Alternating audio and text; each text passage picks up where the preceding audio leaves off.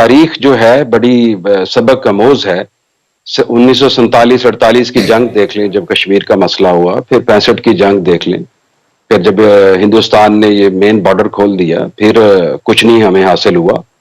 फिर उसके बाद आप देख लें कारगिल की जंग में देख लें, हम घुस के जाके बैठ गए थे, लेकिन फिर भी इंडिया ने हमें अटरली ने न्यूट्रलाइज किया और हम कुछ गेन नहीं कर पाए। और इंटरनेशनल प्रेशर जो है वो इंडिया डलवा देता है क्योंकि हम आइसोलेटेड है, फिर भी हम कुछ नहीं कर पाए।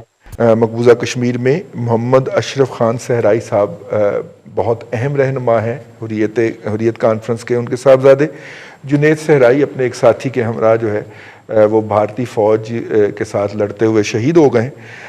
उनकी शहादत जो है उनके वालिद साहब ने उनका गायबाना नमाज जनाजा भी पढ़ाया। वो तो एक अपनी तरफ से बात है, लेकिन इसमें जो भारतीय फोर्सेस ने जो किया, और अभी पिछले दिनों जो अगर आपको याद हो तो मोदी साहब ने वहाँ पे वो डोमिसाइल और ये सारा कुछ वहाँ की डेमोग्राफिक चेंज के लिए जो हरकत शुरू की। अब्दुल्ला मलिक साहब, मुझे तो तशवीश है कि कहीं इस कत्लो गारतगरी के अंदर हमारा हाथ भी ना निकल आए किसी लेवल पे जाके। जितनी फैसिलिटेशन खामोशी तो यही बताती है, जितनी फैसिलिटेशन हम कर रहे हैं, मुझे तो ये खदशा है चौधरी ज़हीर साहब कि और कोई 5-10 साल के बाद पता चले कि इसमें हमारा ही हाथ था और हम ही चुप करके ये बैठे हुए थे कि ये जनाब जो कश्मीर का जो है ये पूरी तरह मोदी साहब इसको इम्प्लीमेंट कर लें। हम दुआएं करते रहे हैं जी कि मोदी साहब आ जाएंगे मुंतखब होके। हमारे प्राइम मिनिस्टर साहब जो हैं वो चौधरी ज़हीर साहब दुआएं करते रहे हैं कि वो मुंतखब होके आ जाए तो कश्मीर का मसला हल हो जाएगा।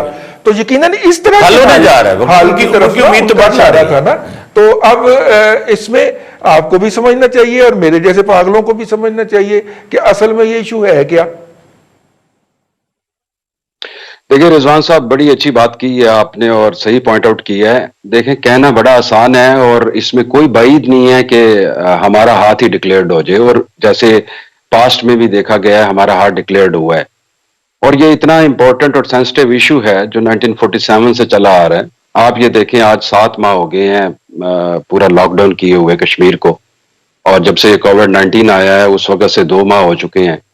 लेकिन जिस तरीके से इंडिया जो अपनी मनमानी कर रहा है उसमें कामयाब हो रहा है, चाहे वो कॉन्स्टिट्यूशनल टेररिज्म अमेंडमेंट्स हों जिसमें डोमिसाइल का चेंज होना और जो मेजोरिटी में जो डेमोग्राफिक चेंज करने जा रहे हैं, ये सारे के सारे। लेकिन आप ये देखें ये कर कैसे रहे हैं और कितने सुकून से और धड़ल्ले से और बदमाशी से कर रहे हैं।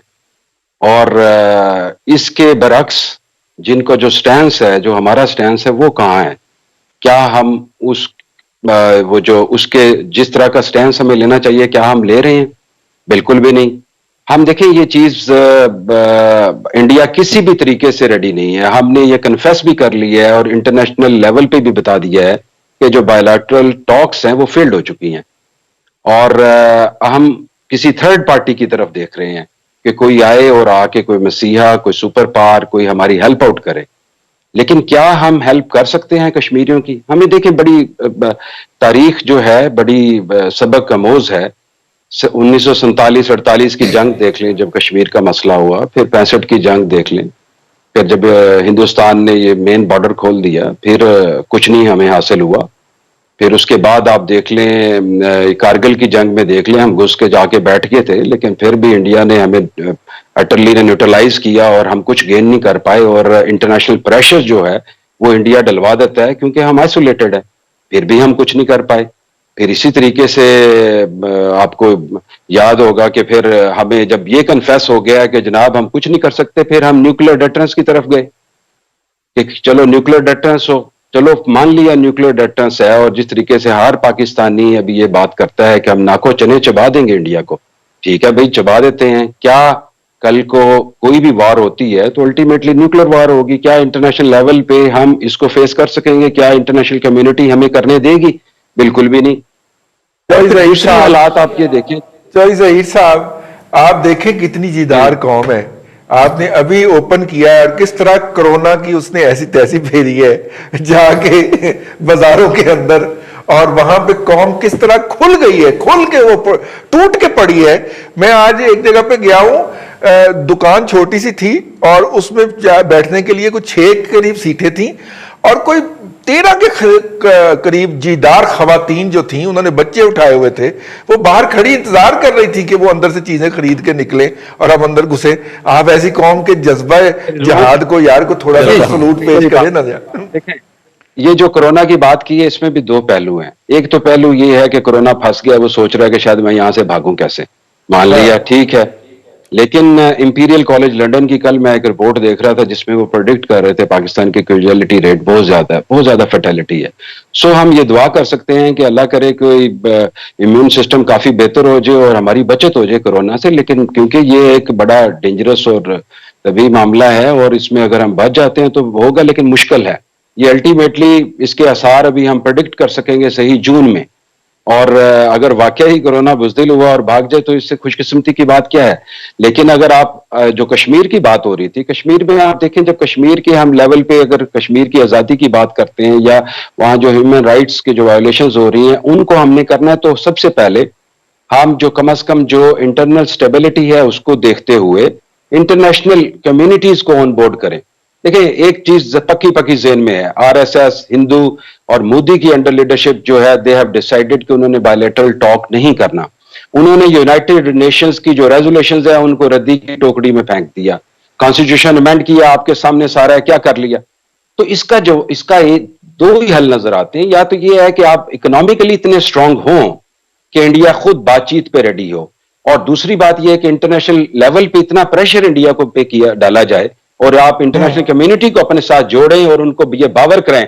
जिस तरीके से ये बड़ी अच्छी मूव हुई है, कल एक पार्लियामेंटेरियंस का डेलीगेशन गया लंदन में, House of Lords and House of Commons में, उन्होंने बड़ी स्पीचेस की हैं, प्रेसिडेंट ऑफ आजाद कश्मीर लेके गए हैं, जहां पे ये मौकफ बयान किया गया, ये बातचीत की गई है और वहां पे लोगों ने इस चीज को सराहा और ये कन्फेस किया कि वाकई इंडिया ज्यादती कर रहा है।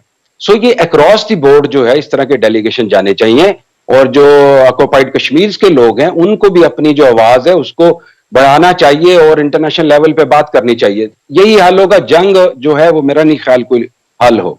तो ये अब हमारे प्राइम मिनिस्टर साहब फिर कहते हैं कि जी मैं फोन करता हूं तो मोदी मेरा फोन अटेंड नहीं करता, और जब आप बराबरी की बुनियाद के ऊपर वहां पे जाके बात कर रहे थे तो बहुत तकलीफ थी उसको, बहुत तकलीफ थी उनको ना कंटेनर से, जब आप बराबरी की बुनियाद पे बात कर रहे थे। तो अब हमें बता रहे हैं, अपनी बेइज्जती का किस्सा सुनाते हैं कि मैं फोन करता हूं तो वो फोन अटेंड नहीं करता। तो यार ये बात बताने वाली नहीं, ये तुम्हारी बेइज्जती है भाई, अपनी बेइज्जती करवा रहे हो, मुल्क की भी बेइज्जती करवा रहे हो। अब गोइंग फॉरवर्ड जी, ये जो कुछ भी है इस वक्त मौजूदा हुकूमत जिस तरह कश्मीर को हैंडल कर रही है, मतलब एवं जेन में आया एक सवाल, करतारपुर के बाद अगला हिस्सा कौन सा है जो हम भारत को ऑफर करेंगे? देखिए, सबसे बड़ा हिस्सा तो कश्मीर वाला ही है। वो तो हमने पहले ऑफर किया ना, फिर उसके चुंगे में हमने करतारपुर ऑफर किया। अब कौन सा हिस्सा है? मेरा ख्याल कश्मीर में ही कोई हिस्सा हम ऑफर करेंगे या हम अफगानिस्तान की तरफ कोई हिस्सा देंगे, क्योंकि उधर भी हमने एक हिस्सा ऑफर किया। कश्मीर वाला जो कि एक और इशू है, तो इसी में से कुछ हम उनको देंगे। और फिर अफगानिस्तान में तो यकीनन हम कह रहे हैं कि अगर आपके पास कोई पॉजिटिव पॉइंट्स हैं तो आ जाएं, आप भी हमारे डायलॉग में आ जाएं। देखिए रजी साहब, बात बड़ी वाज़ेह है।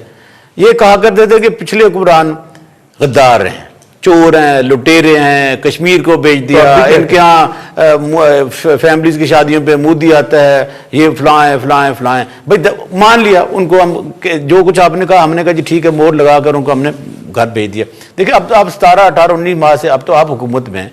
आप जो कुछ कहा करते थे, बड़ी बड़ी दबंग बातें किया करते थे, इंटरनेशनल फोरा पे आपने जाकर बात की, आपने कहा कि जी, फिर कहा कि इंडिया में इलेक्शन होने जा रहे हैं, अल्लाह करे मोदी जीते और वो जब आएगा तो कश्मीर के मसले का हल करेगा। वो आपके ख्वाबों की तकमील तो वो ज़रूर कर रहा है, लेकिन हमें अफसोस इस बात का है कि जो कुछ कश्मीर में हो रहा है वो समझते हैं कि शायद माजी की तरह अब ये भी हुकूमत हमारे पीछे है, मोरली हमारी मदद कर रही है, हमारे लिए आवाज़ बुलंद करती है। अगर इस किस्म का हम धोखा उन्हें देते रहेंगे तो वो जो आवाज़ें कश्मीर से बज़ात खुद वानी की शहादत के बाद उठना शुरू हुई थी और उन्होंने अपनी जो बागडोर अपने हाथों में ली थी और अपने फैसले खुद करने लग गए थे, तो हम तो उनको भी नुकसान पहुँचा रहे हैं, हम उनकी शहादतों को नुकसान पहुँचा रहे हैं, हम खुद उनके जालमों में शुमार हो रहे हैं। हम उन्हें ये कह के कि हम आपके साथ हैं, हम बातचीत कर रहे हैं, दुनिया को डायलॉग में शामिल कर रहे हैं।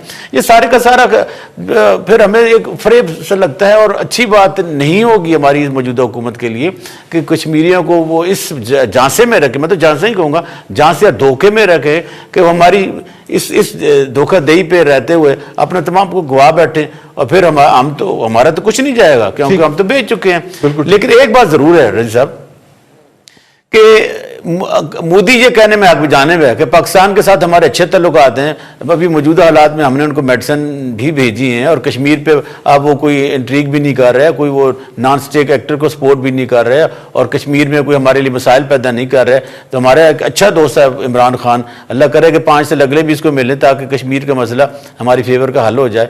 तो कौम को अब सोचना होगा उन लोगों को जो कश्मीर की बात करते हैं, जो हमारी जैसे जमात इस्लामी है और लोग हैं जो कश्मीर के लिए दर्द रखते हैं, और हम तो ह्यूमन राइट्स वाले हैं, हम तो उस जुल्म तशद्दुद का बिल्कुल उसको मजम्मत करेंगे, लेकिन हमें मजम्मत अपने मौजूदा हुकूमत के रवैयों की भी करनी चाहिए।